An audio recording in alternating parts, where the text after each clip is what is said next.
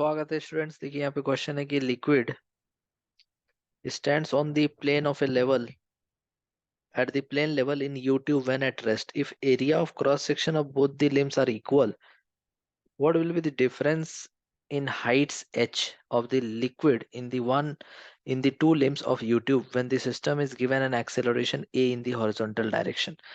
ये जो ट्यूब देख रहे हो, ये शुरू में मान लो कि इसके पास कोई एक्सेलरेशन नहीं है, तो दोनों तरफ जो लेवल है लिक्विड का, जो भी लेवल है यहाँ पर वो बराबर है।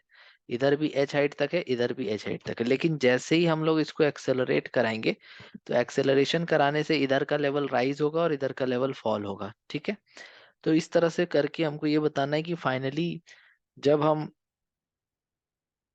यहाँ पर इसको एक्सेलरेशन करा चुके हैं तो तुमको फाइनली बताना है कि जैसे मान लो कि इधर का लेवल हो गया है, कुछ हाइट तक चला गया है ये, और इधर का लेवल यहाँ तक आ चुका है।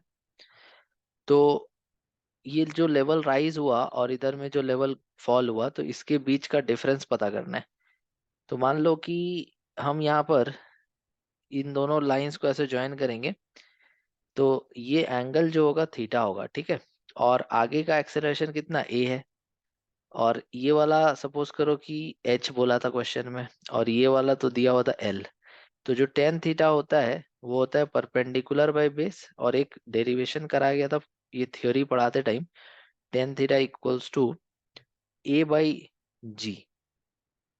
तो इन दोनों को जब इक्वेट करेंगे तो h by l equals to a by g. तो यहाँ से एच इक्वल टू आ जाएगा ए एल बाई जी। तो इस हिसाब से देखोगे तो ऑप्शन नंबर बी इसका सही हो जाएगा। तो ये तो एक तरीका हो गया बनाने का, इसको ऐसे भी बना सकते हैं। एक तरीका और बताते हैं, उससे भी सॉल्व कर सकते हैं। ठीक है, देखो उसके लिए तुम समझो कि जब हॉरिजॉन्टल में हम जाते हैं एक्सेलरेशन कराते हैं ए, तो हॉरिजॉन्टल में ए एक्सेलरेशन कराने से हॉरिजॉन्टल डायरेक्शन में भी प्रेशर चेंज होता है। पहले हम लोग पढ़े थे कि अगर लिक्विड मान लो कंटेनर रेस्ट पे है तो केवल वर्टिकल डायरेक्शन में प्रेशर का चेंज होगा because of the gravity. But अब यहाँ पर कंटेनर एक्सेलरेशन भी कर रहा है एक्स डायरेक्शन में, तो इसीलिए यहाँ पर हॉरिजॉन्टल में भी प्रेशर का चेंज देखने को मिलेगा। यहाँ ज्यादा प्रेशर होगा और यहाँ पर कम प्रेशर होगा। तो जो डिफरेंस आएगा P1 माइनस P2 वो आ जाएगा रो ए एल। एल क्या है यहाँ पे, लेंथ। ए क्या एक्सेलेरेशन, रो क्या है डेंसिटी। तो इस कॉन्सेप्ट का यूज करके भी हम इसको सॉल्व कर सकते हैं।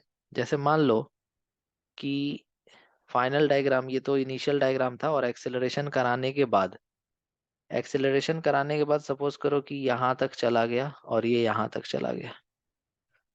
ठीक है, अब मान लो कि ये हाइट एच है, यही पूछ रहा है मेरे से क्वेश्चन में। ठीक, ये यहाँ तक आ गया है खाली होकर के। तो ये तो एयर है, एटमॉस्फेयर है, तो यहाँ प्रेशर पी नॉट होगा।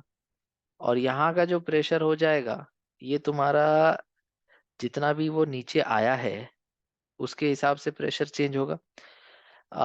एक तरीका और देखो, हम अलग ही डायग्राम बना देते हैं, ज्यादा बेटर समझ में आएगा। देखो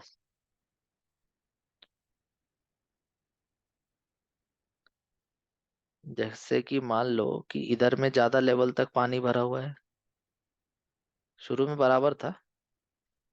तो शुरू में जब बराबर था तो दोनों तरफ का हाइट सेम था, तो इस पॉइंट का प्रेशर और इस पॉइंट का प्रेशर सेम था। लेकिन अब चूंकि इधर में हाइट एच ज्यादा हो चुका है, तो यहाँ का प्रेशर अगर सपोज करो ए है और यहाँ का प्रेशर बी है, तो ग्रेविटी की वजह से अगर हम देखेंगे तो डेल्टा पी ए बी, या फिर pressure at A minus pressure at B जो होगा वो हो जाएगा रो जी एच। ये हो गया ग्रेविटी की वजह से वर्टिकल में जो हाइट का डिफरेंस है उसके चलते प्रेशर का चेंज।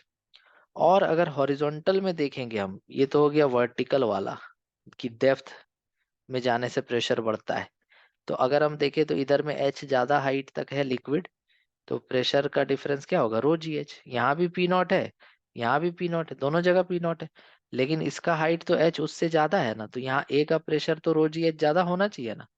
अब एक और बात की एक्स, ये लेंथ पूरा एल है और एक्सेलरेशन आगे की तरफ ए हो रहा है, तो हम ऐसे भी लिख सकते हैं प्रेशर ए बी के बीच का डिफरेंस को P A minus P B equals to rho into A into L, जो अभी तुमको फॉर्मूला बताया हॉरिजॉन्टल वाले केस में। तो इसको ऐसे भी लिख सकते हैं। तो ये दोनों क्या हो गया, बराबर हो गया। तो अगर दोनों बराबर हो गया तो हम लिख सकते हैं therefore rho g h is equals to rho a l, rho से रो कट गया तो एच इक्वल्स टू क्या आ गया, ए एल बाई जी। तो ये इस तरह से भी सॉल्व हो सकता है। तो फाइनल आंसर मेरा क्या आ गया, ए एल बाई जी, और यही इसका क्वेश्चन का आंसर है। Thank you so much for watching.